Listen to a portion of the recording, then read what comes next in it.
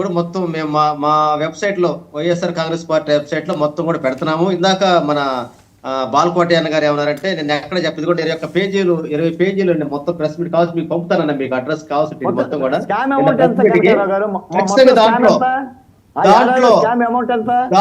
దాంట్లో మేము మధ్యమమైనటువంటి ఆ గత ప్రభుత్వం పాలసీకి మా ప్రభుత్వం పాలసీ అనేటువంటి వ్యత్యాసాలు మొత్తం లెక్క చూపించాడు. మా ప్రభుత్వం ఎలాంటి స్కామ్ జరిగింది స్పష్టంగా చెప్పాడు. ఇంకా చెప్పలేదని చెప్పేసి మీరు అంటాం అనేది బాధాకర విషయం. రెండోది, కౌడు కత్తికి సీని విషయం అన్నారు. అసలు మీరు గతం అన్ని అబద్ధాలు చెప్పి అధికారంలోకి వచ్చారు. 5 సంవత్సరం అవుతుంది. మరి కౌడు కత్తి సీన్ ఎందుకు మీరు ఇంతమటికి కోర్టు ఎందుకు ట్రయల్ స్టార్ట్ కాలేదు, ఎందుకు కాలేదు చెప్పండి.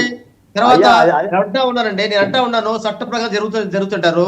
నిన్న కంతేరులో, తాడుకొండ నియోజకవర్గంలో కంతేరులో కల్పన అనేటువంటి ఒక మహిళ ఎంపీటీసీని అర్ధరాత్రి పూట 3 గంటల సమయంలో నిద్రపోతుంటే లేపి, నేను నైట్లో ఉండే నేను చీర మార్చుకుంటూ వస్తానంటే కూడా లేదు రావాలని చెప్పి నైట్ వెతుకునేటువంటి విషయాన్ని మనం చూసాము. నిన్న చూస్తే గురిజాల్లో హరికృష్ణ కత్తెర తీసుకెళ్ళి కొట్టి సాగు కొడితే మ్యాచ్ ముందు చెబితే నిన్న గుంటూరు జనరల్ హాస్పిటల్ తరలించి మెడికల్ ట్రీట్మెంట్ ఇప్పించారు. ఈ రోజు కక్ష పూరిత వాతావరణం జరుగుతున్నా ఇది ఒప్పుకోండి వాస్తవాలు. మీరు చెప్పే సూపర్ 6 సంవత్సరం అవుతుంది. సూపర్ 6 గురించి అమలు చేయలేకపోయారు.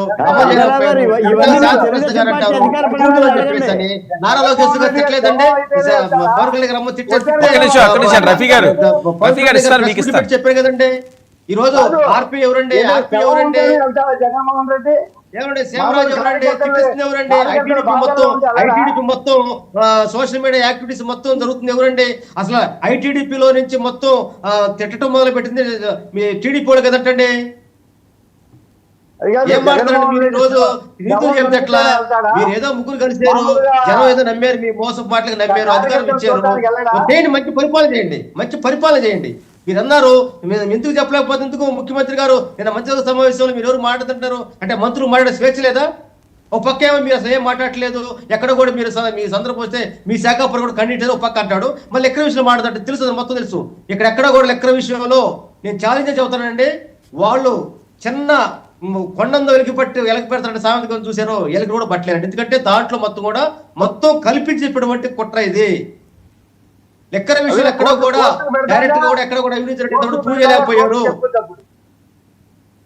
కోర్టుకు పెడతాం కదయా, కోర్టు చెప్పుకుంది చూస్తే. ఇప్పుడు జగన్మోహన్ రెడ్డి శవం వస్తేనే వెళ్తాడా? హరికృష్ణ దగ్గరికి వెళ్ళి పలకరించాడా? శవం ఉంటేనే వెళ్తాడా జగన్మోహన్ రెడ్డి? కార్యకర్తలు వినుకొండలో ముస్లిం కుర్రను కొట్టి చంపేస్తే గవర్నమెంట్ వచ్చి 2 నెలలు కూడా అప్పుడే మీరు శివరాజు చేస్తారంటారు. మీరు అంటారు మీరే, మీకు అసలు నాలుక తాటి బద్దం మీ కోటలకు అర్థం కాదు. ఇదే చంద్రబాబు నాయుడు గారు మోడీ గారిని మా భార్య అయినటువంటి ఆడల కష్ట కుటుంబం గురించి తిట్టాడు, బూతులు తిట్టాడు, మళ్ళీ కాళ్ళు పట్టుకొని మళ్ళీ పొత్తు పెట్టుకున్నాడు. ఈ రోజు ఏదైనా మీరు మాకు ఒక క్లారిటీ చెప్పండి. ఖచ్చితంగా వైఎస్ఆర్ కాంగ్రెస్ పార్టీ తరఫున ఎవరైతే కేసుల్లో పడ్డారో, ఎవరైతే సోషల్ మీడియా కాంగ్రెస్ ఇబ్బంది పడ్డారో, త్వరలోనే మీ కుట్రలు మొత్తం ప్రజలకు తెలియజేసినట్టుగా రాష్ట్ర వ్యాప్తంగా ప్రతి కుటుంబాన్ని పరామర్శిస్తాడు, గుర్తుపెట్టుకోండి. మీ 4వ తారీఖు వెన్నుపోటు అట్ర